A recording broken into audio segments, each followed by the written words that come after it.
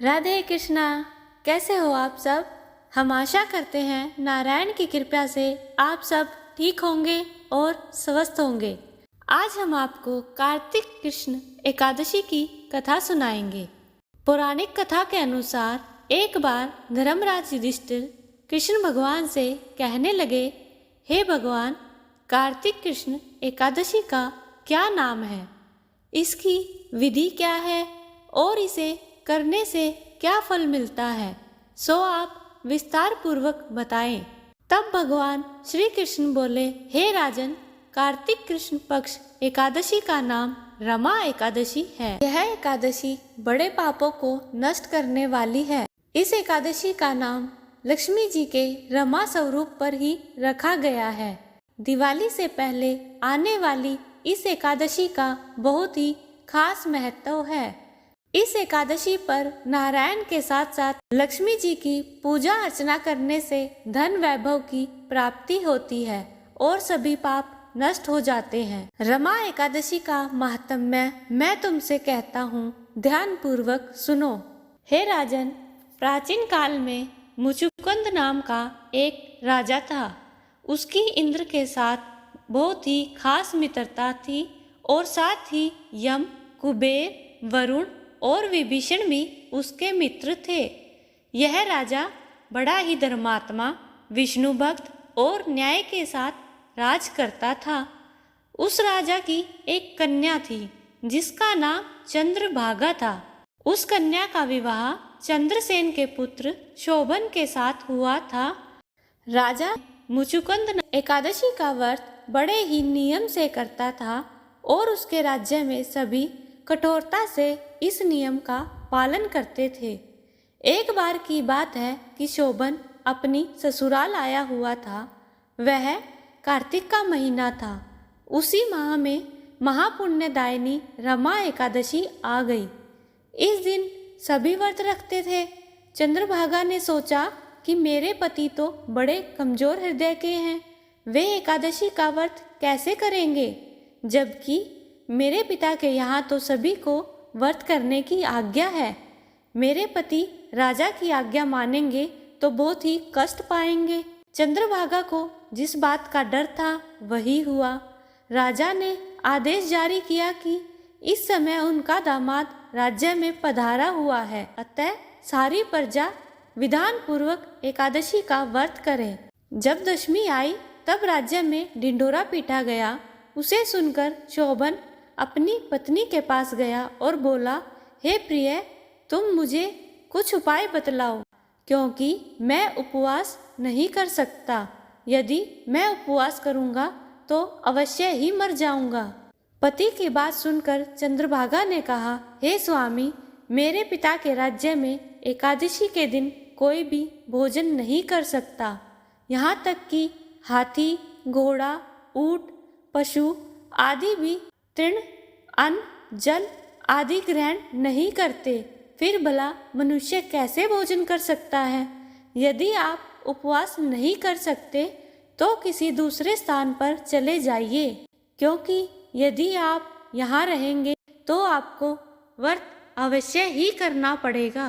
पत्नी की बात सुन शोभन ने कहा, हे प्रिय, तुम्हारी राय उचित है, परंतु मैं व्रत करने के डर से किसी दूसरे स्थान पर नहीं जाऊंगा। अब मैं व्रत अवश्य ही करूंगा, परिणाम चाहे जो कुछ हो। भाग्य में लिखे को भला कौन टाल सकता है। सभी के साथ शोभन ने भी एकादशी का व्रत किया और भूख और प्यास से अत्यंत व्याकुल होने लगा। जब सूर्य नारायण अस्त हो गए और रात्रि को जागरण का समय आया, जो वैष्णवों को अत्यंत हर्ष देने वाला था, परंतु शोभन के लिए अत्यंत दुखदायी हुआ। प्रातःकाल होते ही शोभन के प्राण निकल गए। तब राजा ने सुगंधित काष्ठ से उसका दाह संस्कार करवाया और अपनी पुत्री को आज्ञा दी कि वह सती ना हो और भगवान विष्णु की कृपा पर भरोसा रखे। तब चंद्रभागा अपने पिता की आज्ञानुसार सती नहीं हुई। वह अपने पिता के घर रहकर एकादशी के व्रत करने लगी।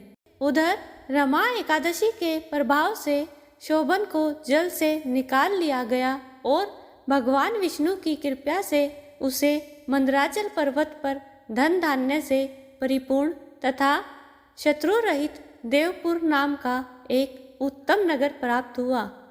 उसे वहाँ का राजा बना दिया गया। उसके महल में रतन तथा स्वर्ण के खंभे लगे हुए थे। राजा शोभन स्वर्ण तथा मणियों के सिंहासन पर सुंदर वस्त्र तथा आभूषण धारण किए बैठा था। गंधर्व अप्सराएं नृत्य कर उसकी स्तुति कर रहे थे। उस समय राजा शोभन मानो दूसरा इंद्र प्रतीत हो रहा था। उन्हीं दिनों मुचुकुंद नगर में रहने वाला सोम शर्मा नाम का एक ब्राह्मण तीर्थ यात्रा के लिए निकला हुआ था। घूमते घूमते वह शोभन के राज्य में जा पहुंचा। उसने शोभन को देखा। वह ब्राह्मण उसको राजा का जमाई जानकर उसके निकट गया।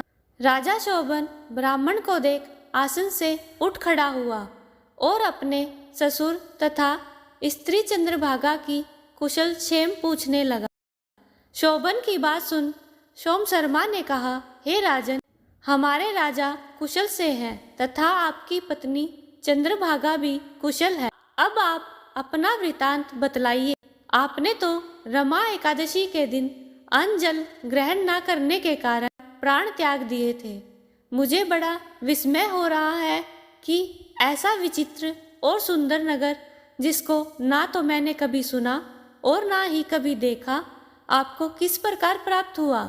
इस पर शोभन ने कहा, हे देव, यह सब कार्तिक माह के कृष्ण पक्ष की रमा एकादशी के व्रत का फल है। इसी से मुझे यह अनुपम नगर प्राप्त हुआ है, किंतु यह अस्थिर है। शोभन की बात सुन ब्राह्मण बोला, हे राजन, यह अस्थिर क्यों है और यह स्थिर किस प्रकार हो सकता है, सो आप मुझे समझाइए। यदि इसे स्थिर करने के लिए मैं कुछ कर सका तो वह उपाय मैं अवश्य ही करूँगा। राजा शोभन ने कहा, हे ब्राह्मण देव, मैंने यह व्रत विवश होकर तथा श्रद्धा रहित किया था। उसके प्रभाव से मुझे यह अस्थिर नगर प्राप्त हुआ।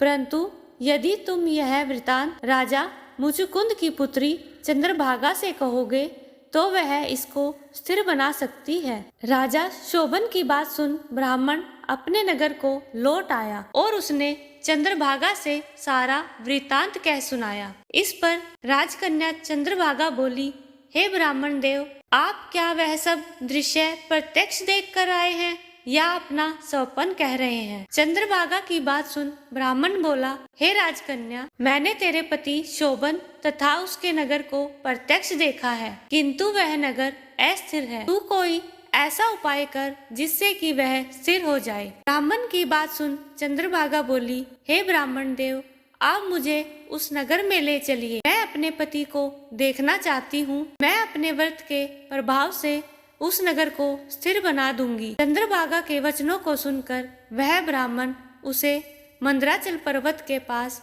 वामदेव के आश्रम में ले गया। वामदेव ने उसकी कथा को सुनकर चंद्रभागा का मंत्रों से अभिषेक किया। चंद्रभागा मंत्रों तथा व्रत के प्रभाव से दिव्य देह धारण कर अपने पति के पास चली गई। शोभन ने अपनी पत्नी चंद्रभागा को देखकर उसे प्रसन्नता पूर्वक आसन पर अपने पास बैठाया। चंद्रभागा ने कहा, हे स्वामी, अब आप मेरे पुण्य को सुनिए। जब मैं अपने पिता के घर में 8 वर्ष की थी, तब से ही मैं सहविधि एकादशी का व्रत कर रही हूँ। उन्हीं व्रतों के प्रभाव से आपका यह नगर स्थिर हो जाएगा और सभी कर्मों से परिपूर्ण होकर प्रलय के अंत तक स्थिर रहेगा। चंद्रभागा दिव्य स्वरूप धारण करके तथा दिव्य वस्त्र अलंकारों से सजकर अपने पति के साथ सुखपूर्वक रहने लगी। हे युधिष्ठिर, यह मैंने रमा एकादशी का महात्म्य कहा है।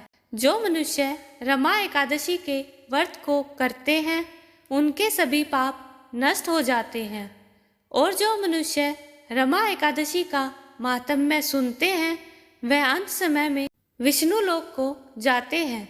इसलिए मनुष्य को चाहिए कि वह भगवान का पूजन पूरी श्रद्धा से करे।